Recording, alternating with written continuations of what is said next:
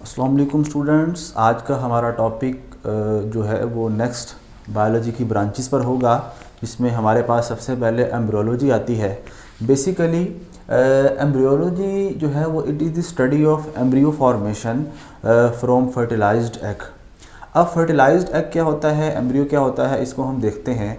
हमारे पास मेल और फीमेल का जो कॉन्सेप्ट है उसमें हम देखते हैं कि जो फीमेल है वो एग को प्रोड्यूस करती है, इसी तरह मेल जो है वो स्पर्म को प्रोड्यूस करता है। जब इनकी फ्यूजन होती है, मिलाप होता है, तो उससे क्या बनता है, जाइगोट बनता है। जाइगोट में चेंजिंग होने के बाद सेल डिवीजन जो कि माइटोटिकली माइटोसिस के ज़रिए सेल डिवीजन होती है, उससे एम्ब्रियो बनता है।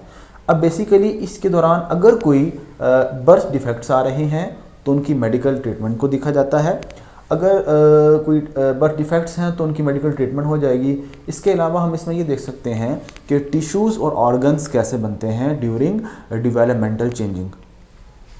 अब लेट्स सपोज अगर ड्यूरिंग डेवलपमेंट कोई एम्ब्रियो के अंदर कोई मसला आ जाता है, कोई इशू आ जाता है, कोई मेडिकल डिफेक्ट्स आ जाता है, तो डॉक्टर उसको पहले से ही बर्थ से पहले ही उसको ट्रीट कर लेता है। और अगर पॉसिबल ना हो ट्रीट करना तो उसको अबॉर्ट कर दिया जाता है, ज़ाया कर दिया जाता है। तो बेसिकली इसमें हम क्या पढ़ते हैं, इसमें हम डेफिनेशन इसकी अगर हम देखें तो हम देखते हैं कि it is the study of organism from fertilised egg. और फर्टिलाइज्ड एग का मैंने आपको बता दिया कि जब वो स्पर्म के साथ मिलता है, कोई भी एग जो स्पर्म के साथ मिल जाए उसको कहते हैं फर्टिलाइज्ड एग, और वो जाइगोट बनाता है। जाइगोट से एम्ब्रियो बनने का प्रोसेस जो भी है वो सारा का सारा इसमें हम स्टडी करते हैं, एम्ब्रियोलॉजी के अंदर स्टडी करते हैं। नेक्स्ट हमारे पास जो टॉपिक है वो जेनेटिक्स का है। बेसिकली जेनेटिक्स वर्ड ग्रीक से निकला है, जो कि ग्रीक वर्ड से निकला है, जिसका मतलब होता है जो कि जेनेसिस है, जिसका मतलब है बर्थ।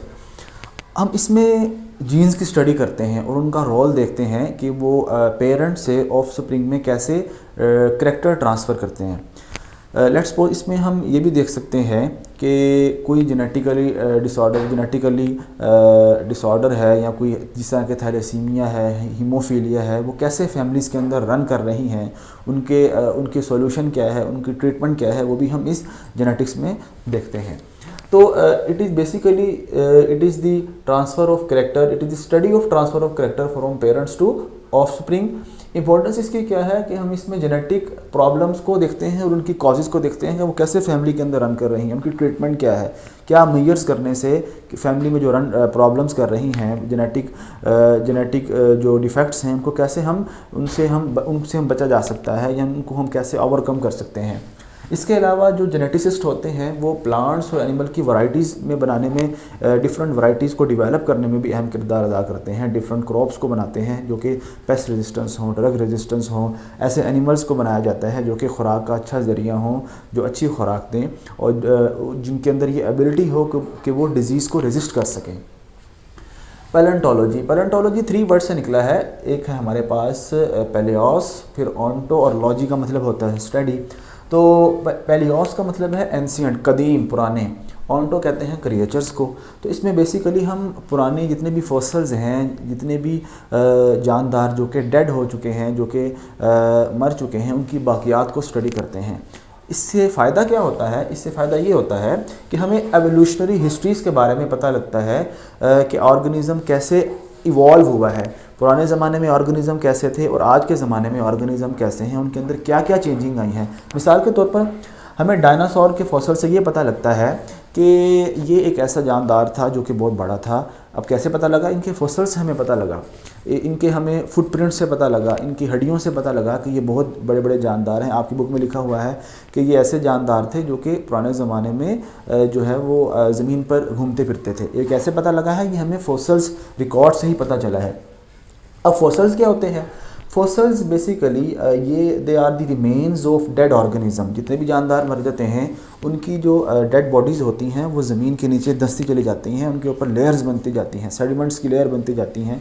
तो उनकी जो स्टडी है, फॉसिल्स की स्टडी को हम क्या कहते हैं, पैलेंटोलॉजी कहते हैं।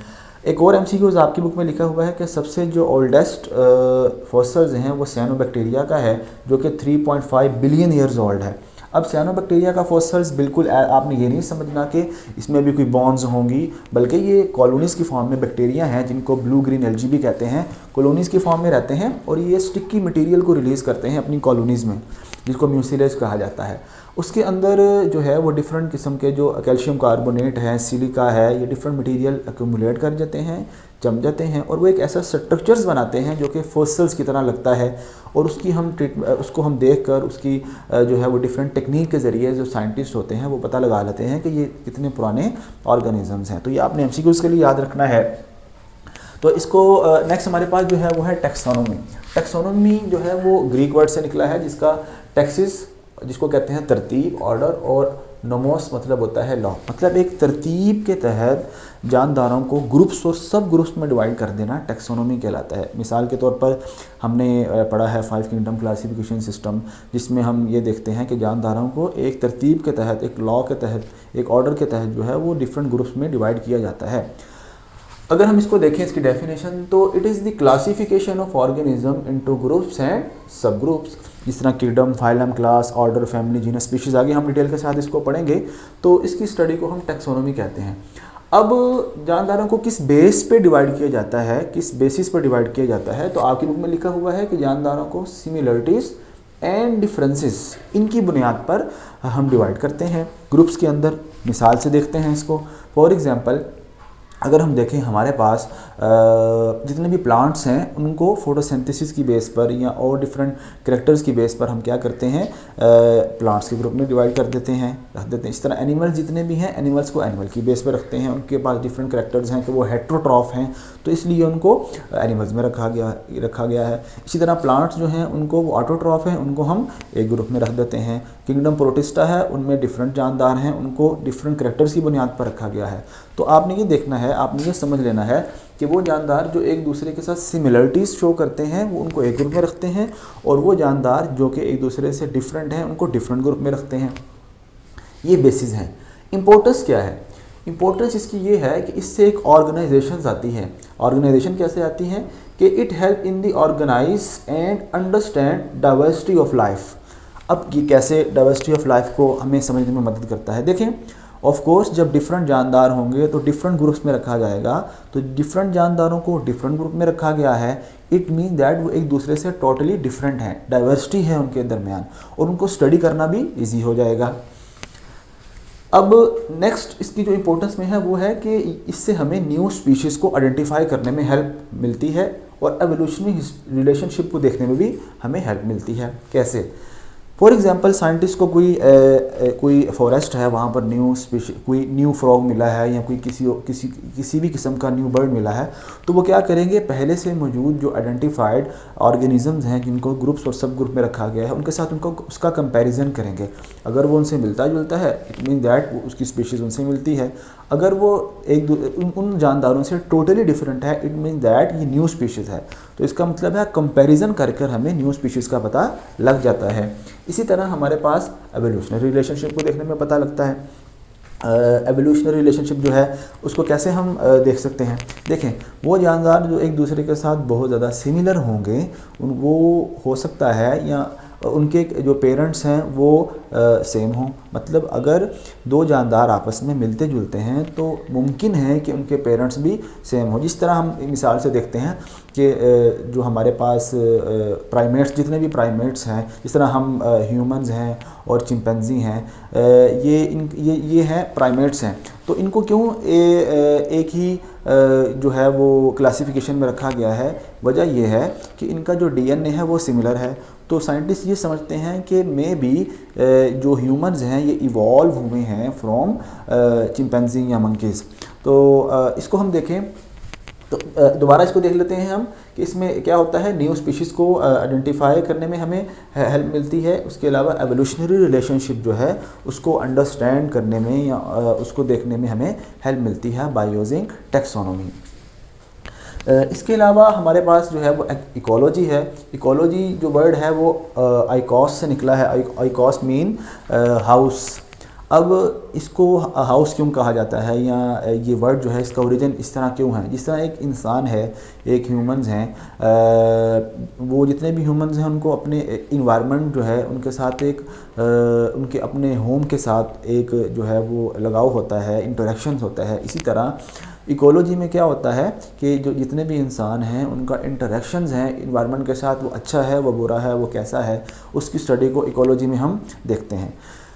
इकोलॉजी में इसके अलावा हम और क्या चीज़ देखते हैं, हम ये देखते हैं कि फूड चेन क्या है, फूड वेब क्या है, और अगर हम इसकी इंपॉर्टेंस में देखें तो हम ये देखते हैं कि बायोडाइवर्सिटी को कंजर्व जो है वो कैसे किया जा सकता है, फूड चेन का इंटरेक्शन क्या है इन्वायरमेंट में, इन्वायरमेंटल प्रॉब्लम्स हैं उनको कैसे सॉल्व किया जा सकता है। फॉर एग्जांपल मैं कहता हूँ कि बायोडाइवर्सिटी कंजर्वेशन, इसकी हम मिसाल समझ लेते हैं कि अगर हम किसी भी बायोडाइवर्सिटी को कंजर्व नहीं करते तो इट मीन दैट कि वो फ्यूचर में उसके जो हैं वो बैड इफ़ेक्ट हो सकते हैं। फॉर एग्जांपल अगर हम कहते हैं कि किसी भी फूड चेन से हम एक ऑर्गेनिज्म को रिमूव कर दें तो पूरी की पूरी फूड चेन डिस्टर्ब हो जाएगी। अगर जो हैं वो प्रोड्यूसर्स ही ना हों, ऐसे जानदार जो कि खुराक का ज़रिया हैं वही ना हों, तो कंज्यूमर्स मतलब जो सब्ज़ा खाने वाले जानदार हैं वो कैसे ग्रो करेंगे। अब वो ग्रो ही नहीं कर सकते, वो उनकी जो है वो क्वांटिटी में कमी आ जाएगी, तो उनके ऊपर जो डिपेंड करते हैं जानदार, उनकी भी जो लाइफ है वो इफ़ेक्ट होगी। ठीक है, तो इसी तरह हम जिस तरह मैंने मिसाल में लिखा हुआ है फूड चेन की कि grass hopper, birds and snake. Grass जो है वो ग्रास होपर ग्रास को खाता है, बर्ड ग्रास होपर को खा जाते हैं, और जो स्नेक हैं वो बर्ड्स को खाते हैं। अब इसमें से हम किसी भी एक चीज़ को रिमूव कर दें तो उससे जो है वो पूरा का पूरा जो फूड चेन है या फूड वेब है वो इफ़ेक्ट होना शुरू हो जाती है। तो हमने ये देखना है कि बायोडाइवर्सिटी को कंजर्व करें ताकि फूड चेन कंजर्व रहे और इन्वायरमेंट जो है वो इन्वायरमेंट का जो रिसाइकलिंग प्रोसेस है या इन्वायरमेंट जो है वो सारा का सारा मेंटेन रहे। नेक्स्ट हमारे पास जो है वो इन्वायरमेंटल प्रॉब्लम। फॉर एग्जांपल हम देखते हैं कि अगर हमारे पास कोई पेस्टिसाइड्स को यूज़ कर रहा है तो इकोलॉजिस्ट का काम ये है कि वो उसको मना करे कि या उसको प्रिवेंटिव मेजर बताए, या उसको बताए कि अगर आप ये पेस्टिसाइड को यूज़ नहीं करेंगे या कोई और मेथड यूज़ करेंगे तो वो इन्वायरमेंट के लिए फ़ायदेमंद है, जबकि पेस्टिसाइड का यूज़ करना जो है वो बहुत नुकसानदेह है। अब इसको हम एक थोड़े से टाइम में इसको हम रिवाइज़ कर लेते हैं। सबसे पहले हमने देखा एम्ब्रियोलॉजी, तो ये एम्ब्रियन से निकला है। बेसिकली इसमें हम करते हैं study of organism from fertilised egg, और इम्पोर्टेंस इसकी क्या है कि हमें टिश्यू और ऑर्गन फॉर्मेशन का पता लग जाता है कि वो कैसे बन रहे हैं, बर्थ डिफेक्ट्स का पता लगता है, और उसकी मेडिकल ट्रीटमेंट को हम देख लेते हैं। फिर हमने देखा कि फर्टिलाइज्ड एग क्या होता है। एग जब स्पर्म के साथ मिले और जाइगोट बने तो इसको फर्टिलाइज एग कहते हैं। जाइगोट का दूसरा नाम फर्टिलाइज एग भी है, और जाइगोट से हमारे पास एम्ब्रियो बनता है। इसमें जो चेंजिंग आ रही हैं उसको हम एम्ब्रियोलॉजी में देखते हैं। जेनेटिक्स में हमने देखा जेनेसिस से निकला है, जिसका मतलब होता है बर्थ, और ट्रांसफ़र इसमें हम क्या देखते हैं कि इसमें हम ये देखते हैं कि पेरेंट्स से ऑफस्प्रिंग में कौन से कैरेक्टर ट्रांसफ़र हो रहे हैं। इंपॉर्टेंस इसकी ये है कि जेनेटिक प्रॉब्लम को सॉल्व किया जा सकता है, डिफरेंट वैराइटीज़ बनाई जा सकती हैं एनिमल्स और प्लांट्स की। पैलेंटोलॉजी में हम देखें तो ये 3 वर्ड से निकला है, पैलियोस, ऑन्टो और लॉजी स्टडी को कहते हैं, जिसका मतलब है एंशियंट और क्रिएचर। इट मीन दैट कि इसमें हम ये देखते हैं कि जितने भी मरे हुए या डेड ऑर्गेनिज्म थे उनके फोसिल्स के बारे में हम स्टडी करते हैं, और हम ये देखते हैं कि उनकी स्टडी करने से हमें एवोल्यूशनरी रिलेशनशिप का पता लगता है, एवोल्यूशनरी हिस्ट्री का पता लगता है। इसी तरह हमारे पास एग्जाम्पल में हमने देखा डायनासोर के फोसिल्स, हमें पता लगा कि वो किस तरह के जानदार थे, वो कैसे रहते थे, उनका हैबिटेट क्या था। इसी तरह साइनोबैक्टीरिया का हमें एमसीक्यूज़ के तौर पर हमने देखना है इसको कि ये 3.5 बिलियन ईयर्स ओल्ड जो हैं वो बैक्टीरिया हैं। नेक्स्ट हमने देखा था कि टेक्सोनोमी में क्या होता है कि हम इसमें क्लासिफिकेशन करते हैं ऑर्गेनिज्म की इंटू ग्रुप्स एंड सब ग्रुप्स। बेसिस क्या होती हैं कि हम ये देखते हैं कि सिमिलरिटी और डिफरेंसेस क्या हैं, फिर उस बुनियाद पर हम जानदारों को डिवाइड करते हैं। इम्पोर्टेंस क्या है कि इससे हमें बायोडाइवर्सिटी ऑफ लाइफ को अंडरस्टैंड करने में हेल्प करती है, न्यू स्पीशीज़ को आइडेंटिफिकेशन में हेल्प मिलती है, और एवोल्यूशनरी रिलेशनशिप हम जो है वो देख सकते हैं जानदारों का। लास्ट में हमने पढ़ा था इकोलॉजी। इकोलॉजी में हम इकोसिस्टम की स्टडी करते हैं। हम ये देखते हैं कि ऑर्गेनिज्म का इन्वायरमेंट के साथ क्या रिलेशन है। एग्जांपल मैंने आपको दी थी फूड चेन की, कि अगर फूड चेन की स्टडी करें तो वो इकोसिस्टम में ही आ रही है, इकोलॉजी में ही आ रही है। किसी भी एक फैक्टर को रिमूव कर दें तो पूरा का पूरा जो है वो इकोसिस्टम मुतासिर होता है।